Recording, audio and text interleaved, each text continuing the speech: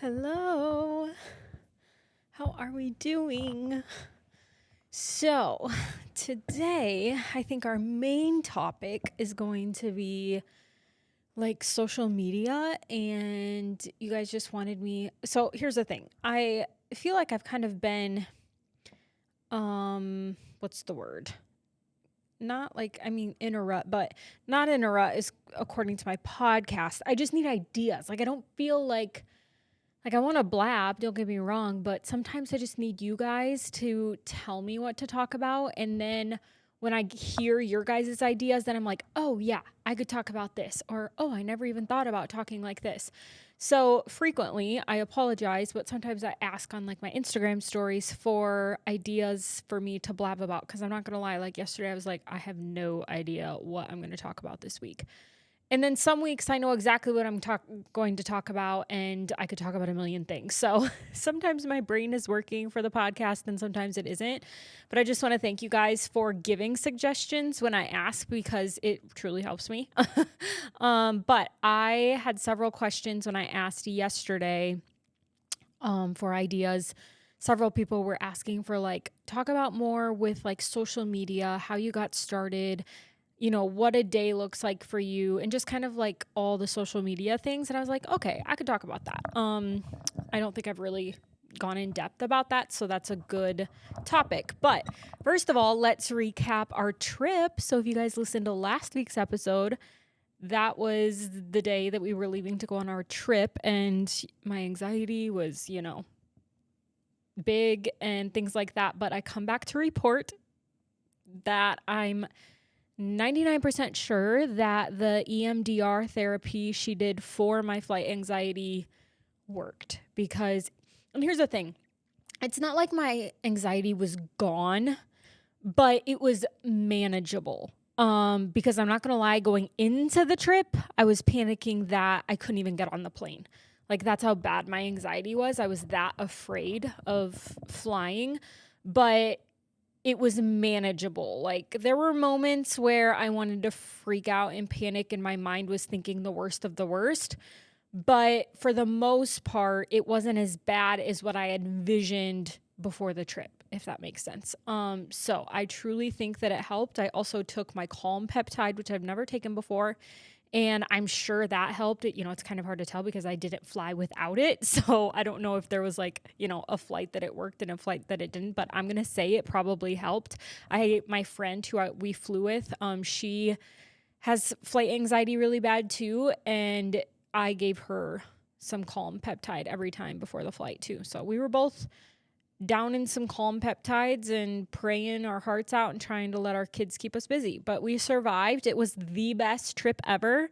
Like we had the best weather. We couldn't have had it like if we would have ordered weather for our trip, that's what we would have ordered. 80 degrees, sunny.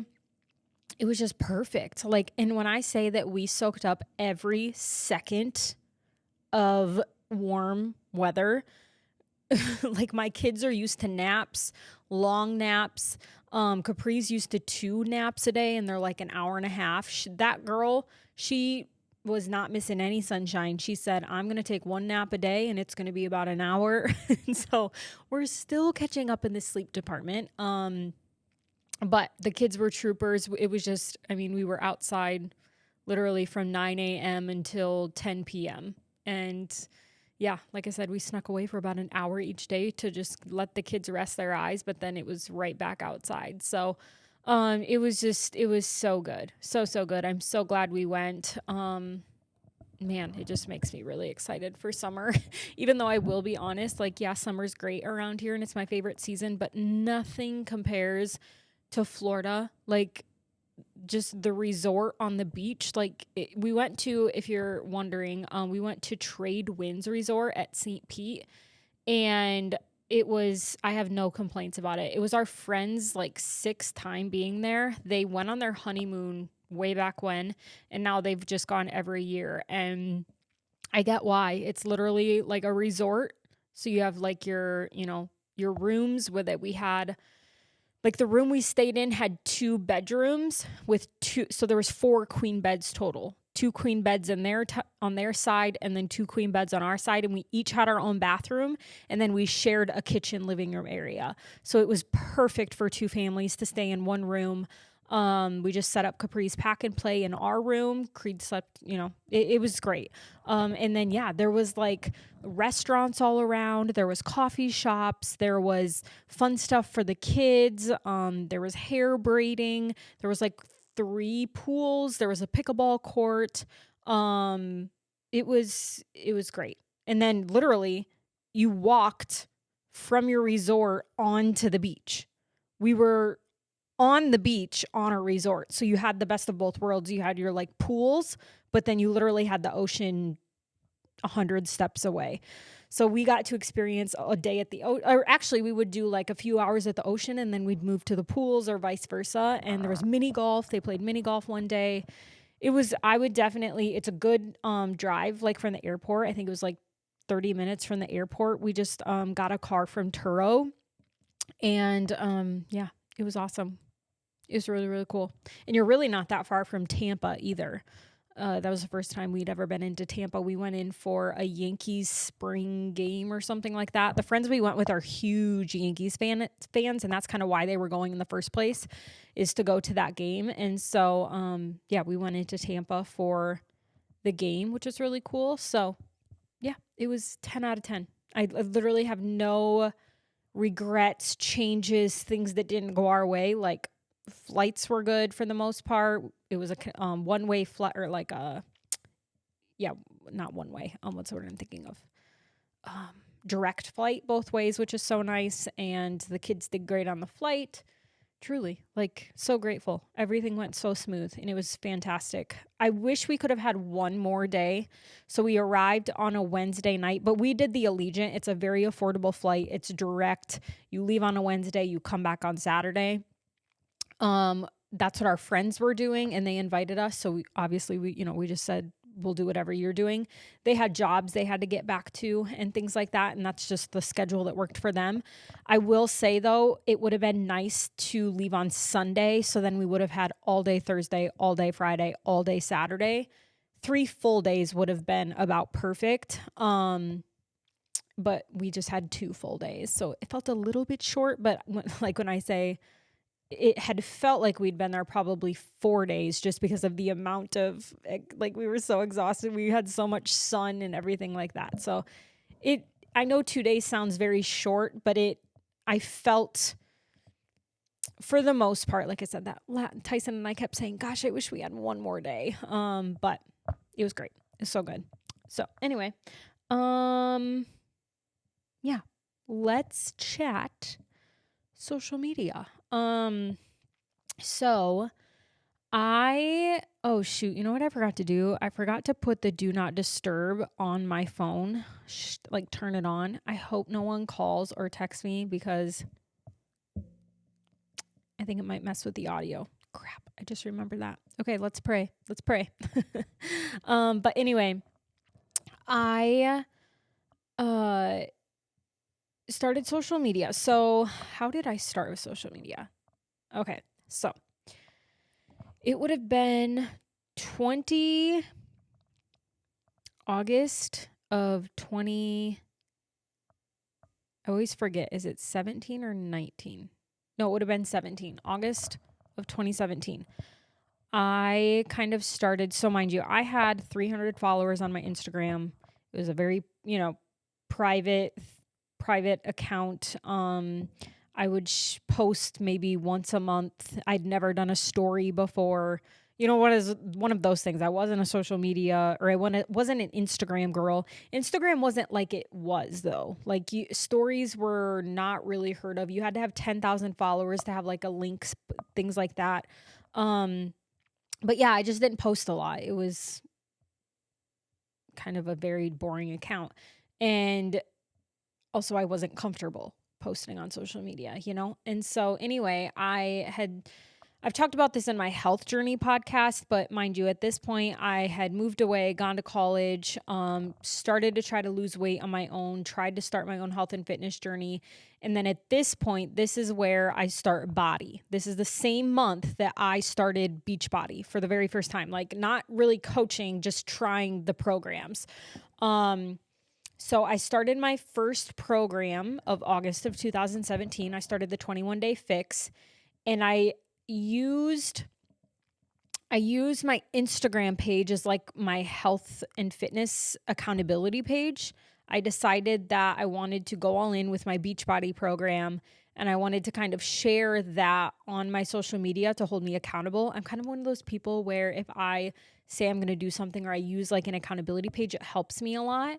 And so I was like, you know what? I'm going to kind of share my journeys of doing my first 21 day Beachbody program and see what happens. Like maybe I'll find someone else that wants to do it with me. Maybe if I get results, I can help people like join Beachbody with me, things like that. I didn't really know where it was going to go, but I just knew I wanted to start to post on social media as like a health and fitness account or like accountability page. So, and mind you, this was not easy. I was very scared. I'm from a town of like 300 people. I feel like, everyone knows everything about everyone. So you walk down the street and they're like, oh, I see you're doing this now, and so it's like, yeah. So I was very afraid, but Tyson was actually the one that like encouraged me to not care what people thought, just do it if that's what I want to do. And so his encouragement really, really like helped me. But anyway, so I start my 21 Day Fix with Beachbody, first program ever, took before pictures, kind of just shared on there like what I was eating, a workout selfie to show that I did day 1, day 2 in the books, day 3 in the books. I was sharing like recipes I was doing with Shakeology, things like that. So I truly just used it as like an accountability page, posting what I was doing health and fitness wise. So I started doing that. I finished my first 21 day program. I had results. It was fantastic. So at this time, I'm, sharing on social media, I'm doing Beachbody programs, and I'm getting results, and people are really starting to like interact with me on my social media page. Like, oh my gosh, I've been watching you for, these 3 weeks. I love what you're doing. Tell me more. Or, just the encouragement really helped me. It truly just helped me so much for an accountability page. Like I needed that. And so yeah, that's just kind of where it started. And I kept doing the same thing. My followers were growing, but I just kept doing the same thing that I was doing. I just kept using it as an accountability page. I was posting my workouts. I was posting my Shakeology recipes, sharing what I was eating. And then like I started an accountability group because people were wanting to join me in programs, and it was so fun. Like I was thriving in my programs. I was finally loving health and fitness. I was seeing results. I was feeling great. And then I had friends asking me, and they would join me on a program. And so I had friends, to do these programs with. It was just a lot of fun. And so, yeah, I guess you could say like I got addicted to posting on social media because I was just seeing all the benefits. Like I was connecting with people, I was helping people, I was using it like for my own accountability. So it was making me show up. And yeah, so I just kept doing that. And then also this is when shortly after that, TikTok became a thing. And so everyone was talking about like, you got to share on TikTok. It's great. Like it's another way, to get to people. So I started on TikTok. But here's the thing. Do you guys remember when TikTok first came out, it was a dancing app. Like people would dance to music. I don't know if you guys remember that, but TikTok was like pretty much solely a dancing thing, like dancing videos. And I don't know if you know this, but your girl don't dance, okay?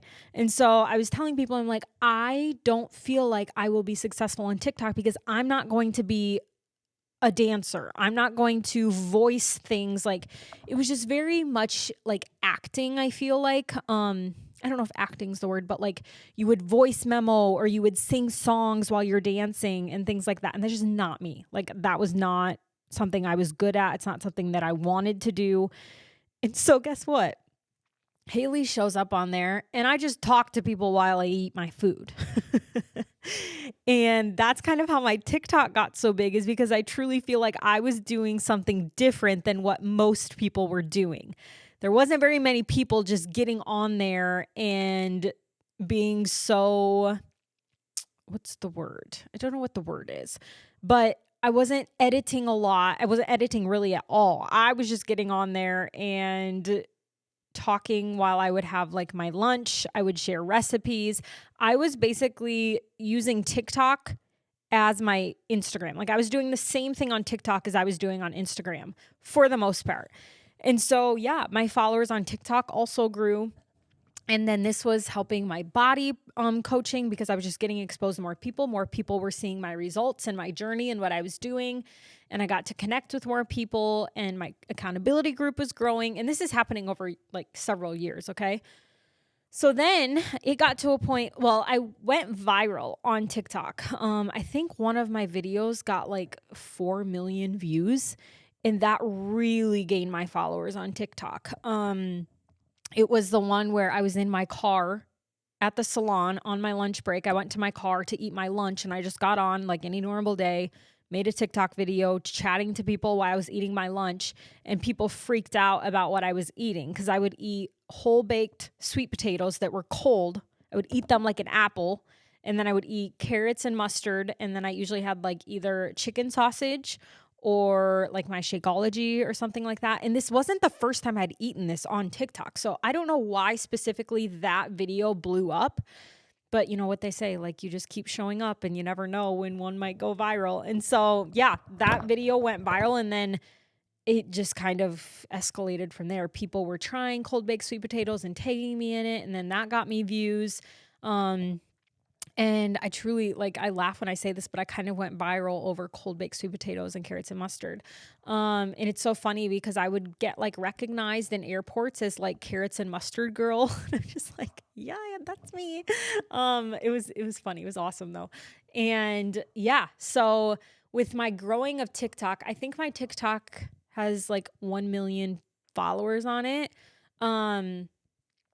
Just between that, it really like helped my body business a lot. And then I started kind of, that opened the door a little bit to working with like some brands. I feel like kind of the brand part, like there was like that shift where commercials kind of stopped being a thing. And I think brands realized that they were more successful getting their product out there by using just authentic people using their products versus paying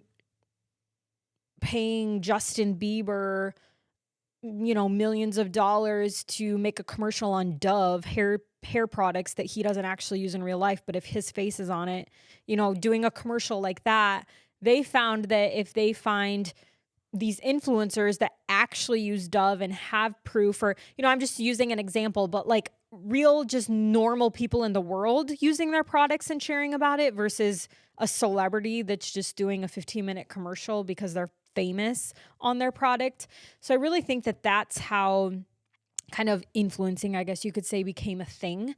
And so, yeah, I kind of dabbled into that. You know, I had brands starting to reach out to me, or I would then, like, I kind of realized that I could reach out to brands with my following and be like, hey, like, I love this product. Do you want to work together? If I would, you know, can you give me a discount to give my followers to where if I share it, they can save money?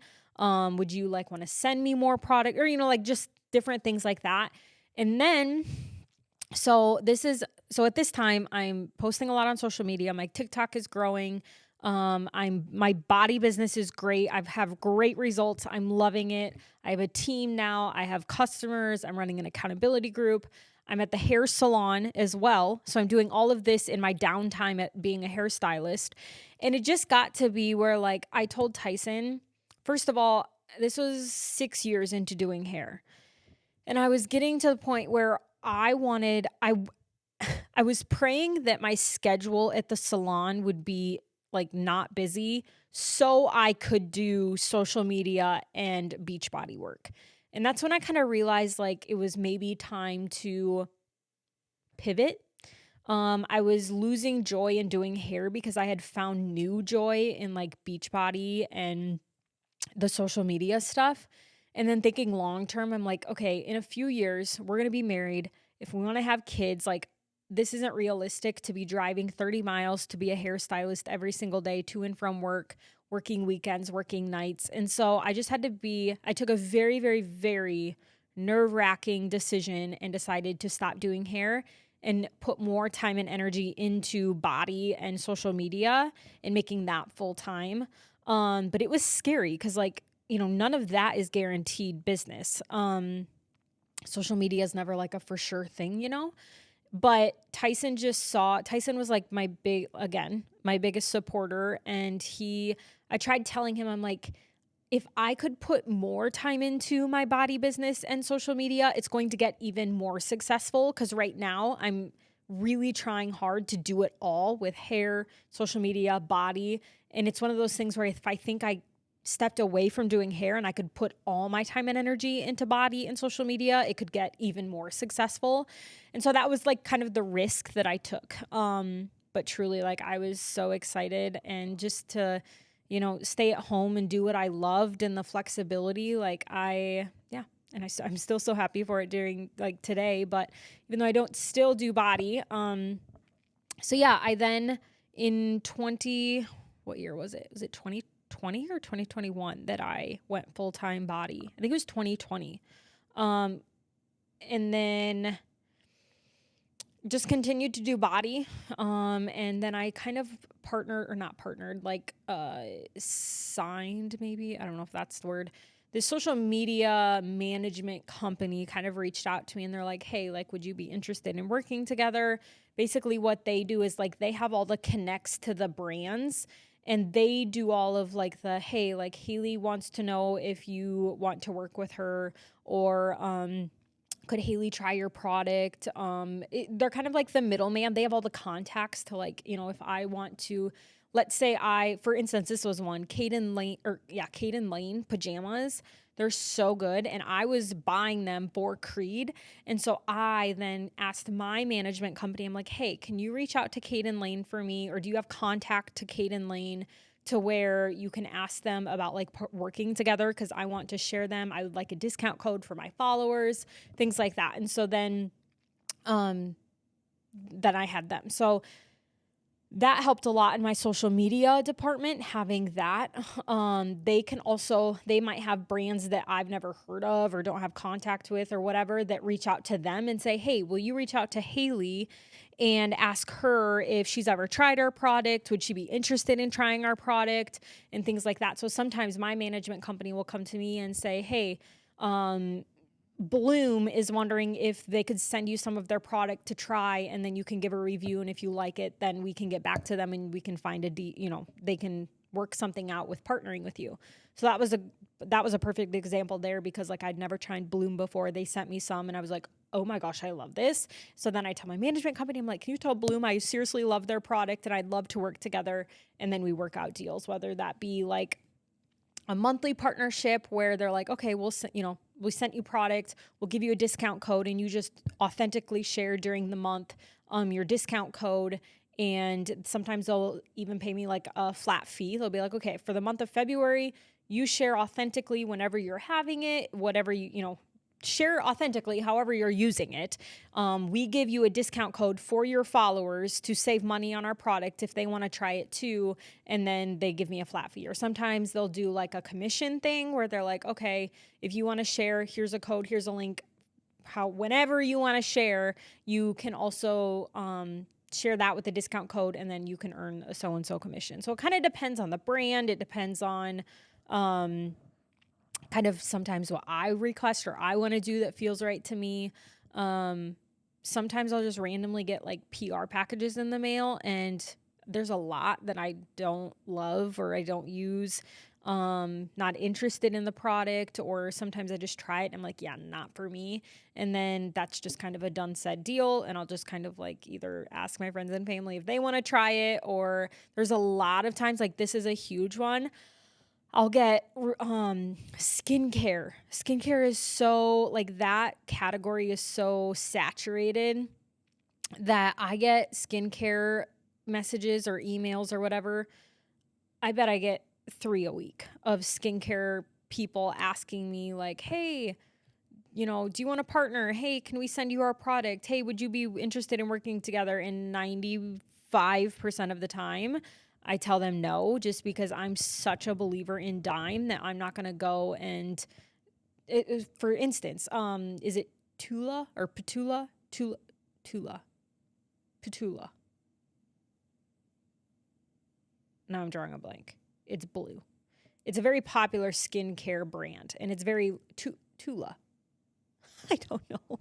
Maybe I'm not even saying it right. I think you guys know what I mean. It's a very popular skincare brand, and I know a lot of people like it, but they reached out to me like probably 2 years ago, a year ago, whatever, and they're like, hey, can we send you some products? We'd love to work together.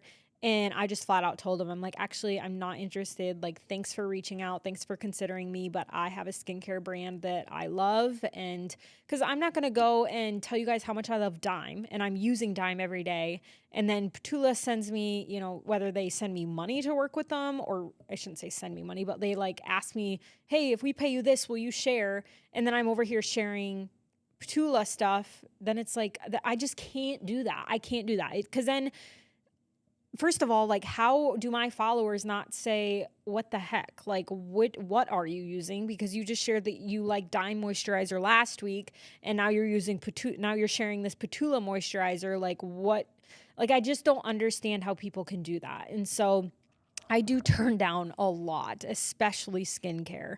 But then there's also just like another one last week or the week before. I had like, for some reason, 3 different brands that were like THC, like gummies and drinks and things like that, asking if we could partner together. Or they sent me like a rate, like, hey, if you share a product, we'll pay you this much. And I'm just like, sorry, like, I'm not interested in that. Like, I'm not gonna, I don't want to take THC gummies. And so I'm not going to do it on my Instagram for money. You know what I mean?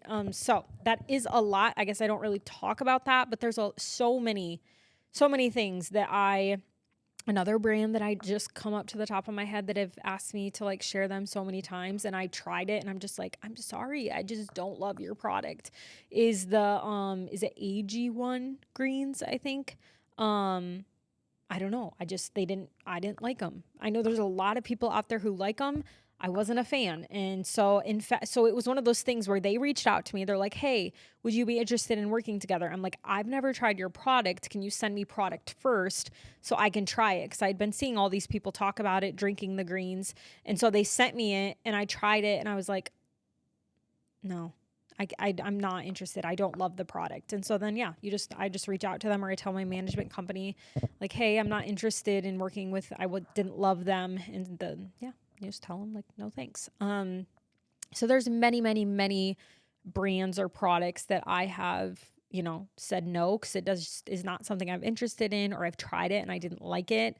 And so anyway, let's see, where was I at with like the social media thing? So,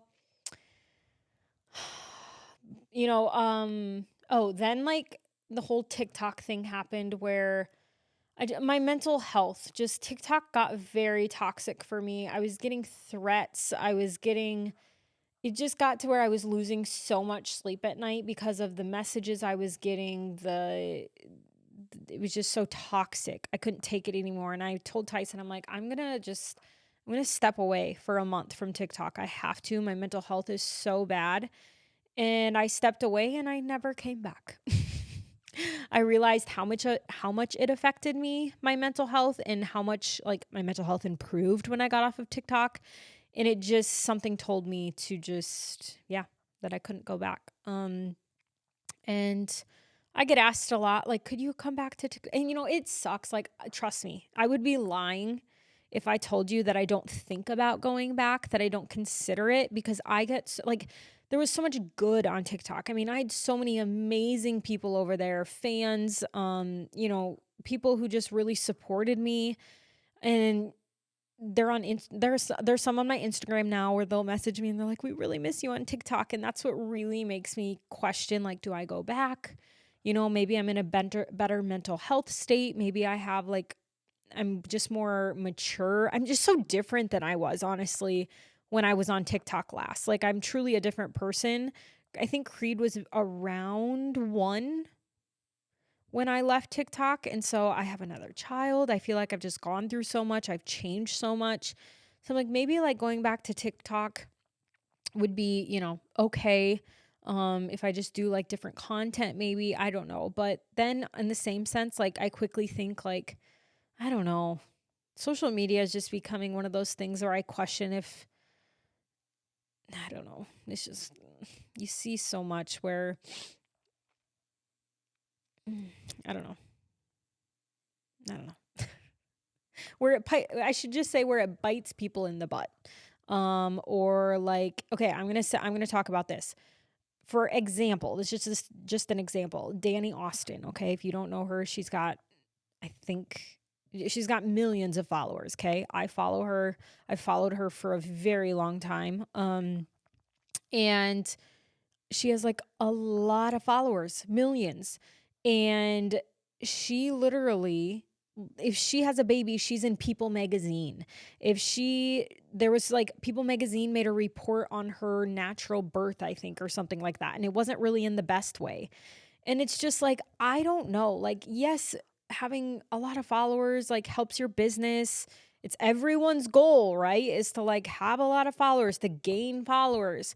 But then you see these people who have millions and you see how much criticism they get and how much they're under the spotlight. And I'm just like, I don't want that. And obviously it comes with it. The more followers you have, the more eyes you have, the more judgment you have, the more spotlight you have, the more you're criticized, the more you're, it's just, I don't know. I don't know if it's worth it. Yeah. So I don't know. It's hard to explain, really. I see it where, sometimes I'm like, gosh, I've lost followers, which can be a little bit discouraging. It makes me question like, what I'm doing wrong or what I'm just a people pleaser, right? Like I don't want people to unfollow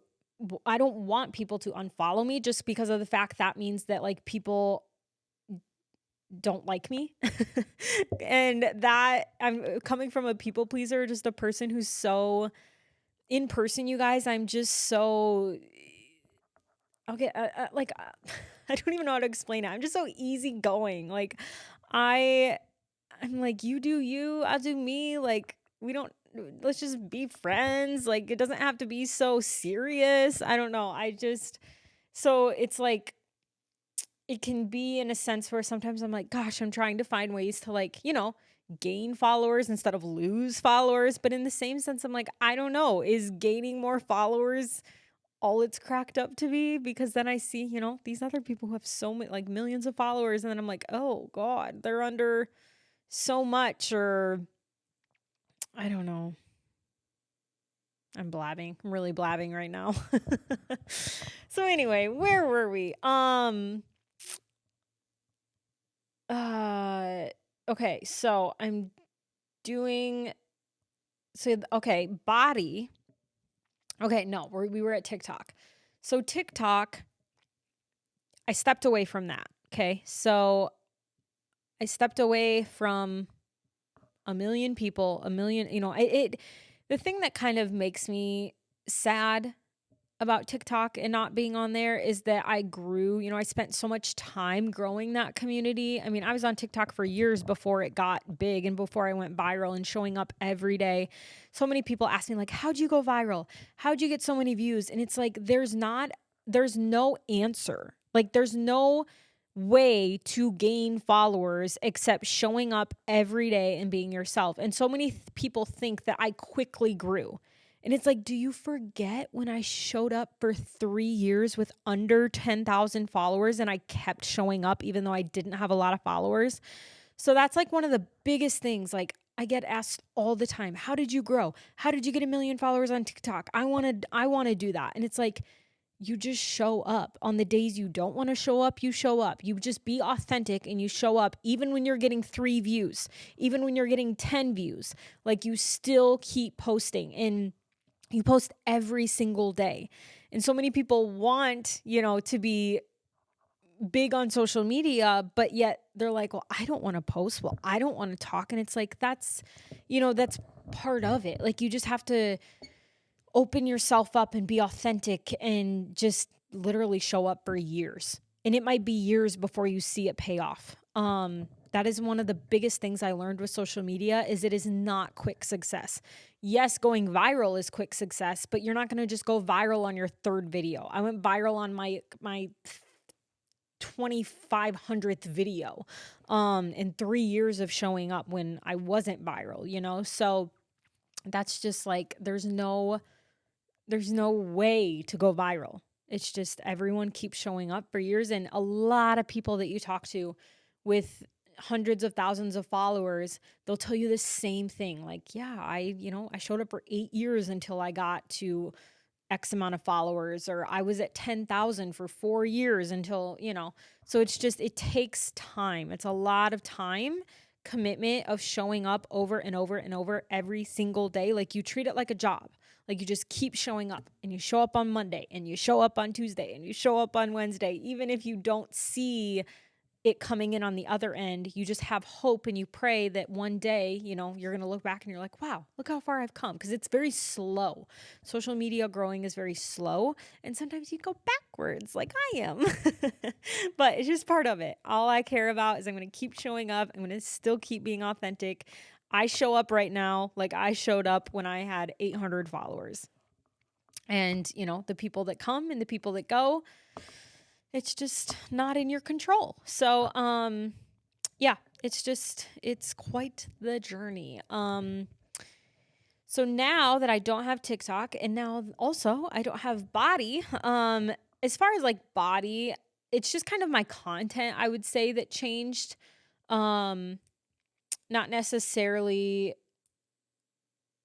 yeah, I mean, my content just changed a little bit. And I feel like some of that has to do with, I talked about in my last podcast, kind of feeling in that rut where I feel very unclear in my social media. Cause I feel like ever since Body went away, I've kind of had to try and find like cause when I was doing Body, it was health and fitness, right? Like that was my category. But now I've just kind of, I don't know. I'm like, am I still health and fitness, but in my own way? Am I faith? Am I homesteading? Am I don't know. I'm just kind of trying to figure that out. And I just pray about it every day to God that he can just direct me in the choosing the right door. I feel like I am confused on which way to go, or just kind of unclear, but it's just part of it. I have faith that, things will become more clear.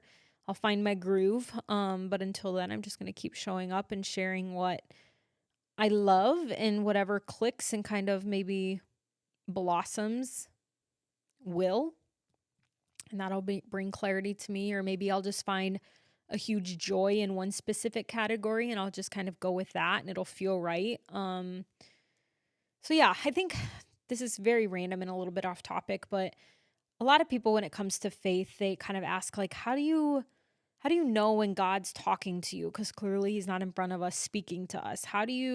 When you pray, how do you know that God's talking back? Or which way do you feel like you can feel God directing you in ways? Like, how do you have that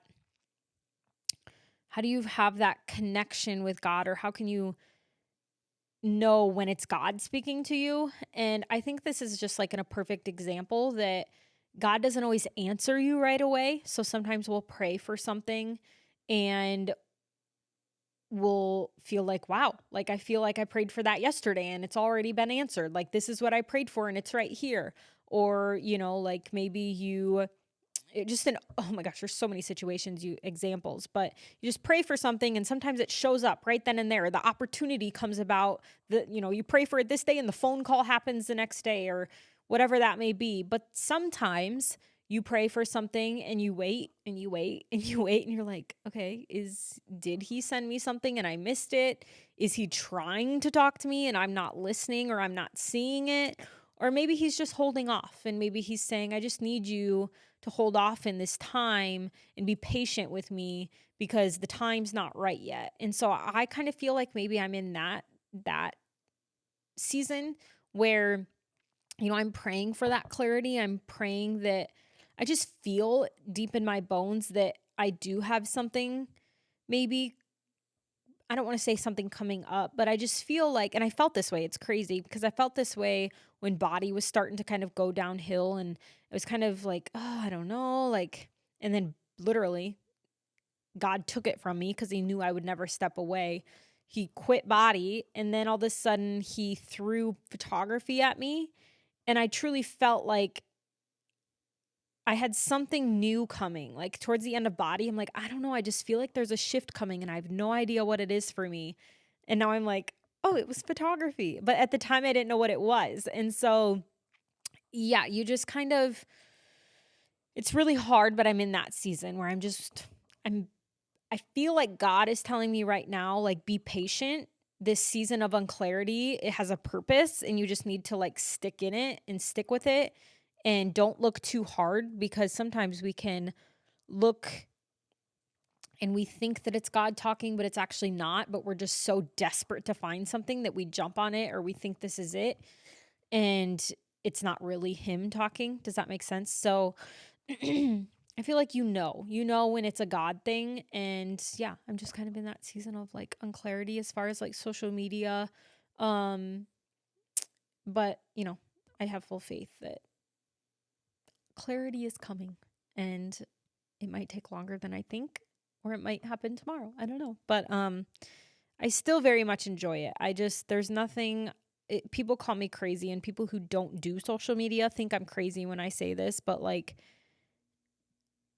it's kind of bizarre to say, like, I have friends. Like, I have friends on social media, but I do, like, bring me so much joy to get on and chat to a screen, because I know that there's, like, my friends are on the other side. Like, people are like, isn't it awkward setting your phone up and talking to a phone? And I'm like, no, because I don't see it like that. Like, I see it as I'm getting on and talking to my people, like the people in my DMs, my friends who are always messaging me and we're chit-chatting, like I'm getting on to talk to them. So it's just kind of crazy. You can truly feel like you've built relationships over social media. And I'm also just very grateful for the people who are on my platform and listen. I mean, heck, if you're here listening to me blab, like, it's kind of crazy. I think, who would want to listen to me or watch me? But there are people, and I'm very grateful for them. I am very happy in life right now with where it's at. I'm very happy with doing social media, doing photography, working with brands that I love, sharing fashion, sharing just a little bit of everything right now. Home stuff, and the connections I've built brings me a lot of happiness on social media. Like, I'll get on my Instagram and truly ask you guys questions, because I'm like, these are my friends. They'll tell me the truth. And so, yeah, it's really cool. A day in the life. I know that was a question. What's a day in the life of social media? Oh my gosh, it's never the same. I always strive to make content. So make a post. I try to, spread out like my things that I want to share in a month, whether that be the brand deals I have for that month. So like Armra, for example, I have been partnered with them for several months. I just love their product. I use it every day. And so just each month I ask them, like, hey, can we continue to work together? Can I continue to have my discount code? And so I'll just try and fit in, like, okay, I'll share Raycon today. I'll share Armra tomorrow. I'll be in my car tomorrow. I'll probably use my Biome wipes. I'll share Biome tomorrow. So yeah, it's just kind of like, sharing things that you love, sharing just, life stuff, motherhood, to make connections with other moms out there. Tuesdays I record my podcast, so that's stuff that I do. Answering comments, going through my DMs. That's a big thing that I do during the day that, like, you guys don't see, but that probably takes 2 hours of my day I spend going through my DMs and replying to people. I go through emails, just because I get emails from whether my management company, my photography business, other brands that maybe somehow get my email. What else? I like to, like today, I like to sit down and I was like, you know what? I'm gonna make a board for like spring shoes. I feel like we're in that season. So I'll just find like, I love sitting down and finding shoes that I love, or maybe outfits, putting outfits together, or mood boards for like rooms, things like that. And then I'll share them on my stories and like, hey, if anyone's looking for some spring shoes, I really, really like these ones. Or, hey, I really like this outfit. This is super cute. If you're looking for like a casual outfit, here's some links if you really like this outfit. Like I love doing that. Um, yeah, recipes, food. What else? Working out, like, working out, I consider that somewhat part of my work because I feel like my job on my page is to influence people to be healthy and to move their body. And so I'm like, if I'm not doing that, I can't expect my social media people to do that. So I like to, whether it be a workout selfie or if I record my workout or take you guys along on a running journey, like I like to create exercise content to share with you guys, to motivate you guys to do that. Sharing, supplements I'm using, food I'm eating, the highs and lows and the real life of trying to be healthy. How terrible my run was yesterday. So yeah, anyway, I hope that answers your question. I mean, realistically, a day in the life, it's just, there's no rhyme or reason. I do my things every single day. Like every day I go through my emails. Every day I try to make content. Every day I, share life stuff. But some days I spend 3 hours editing photos for my photography business. Some days I don't edit any photos if I'm all caught up. Some days I do photo shoots for a few hours. Yeah. So just a little bit of everything, but I like that. I really like flexibility and being able to kind of create my day, create my schedule. Some days are so jam-packed. I have 20 things on my to-do list for, like work, in just all categories. And some days it's a lighter day and I'm not as crazy busy, jam-packed, and I can sit down for a half hour and watch TV, and some days I can't. So, yeah. Anyway, that's kind of like my social media. So that's where I'm at now, doing photography, doing social media, just, all the things of social media, a little bit of this, a little bit of that. And I'm really enjoying it. So we'll see how long I'm in this season of life. It's crazy how it can, change in a few years, or might be like this for 10, or it might be like this for a month. We'll see. But right now I'm loving it. I enjoy it. But I truly, truly couldn't do the social media stuff without you guys. And I know that sounds cliche, but I can't. I can't. If I don't have people and a platform that support me or watch me or, give me people to interact with, if I don't have people to interact with, I can't get on to interact with people. So I'm just so very grateful. I truly don't say that lightly. There's people who've been here following me since the TikTok days, since the salon days. And it blows my mind that someone wants to follow me for that long, but it's crazy to think that there's people who have literally watched me from that person. It's really cool too. So anyway, I think that's all I got. I hope I get to my phone and no one called or texted and I'm recording this and it didn't record. So if you're listening, that's a good sign. Anyway, we'll chat soon. Thanks for listening, guys. Bye.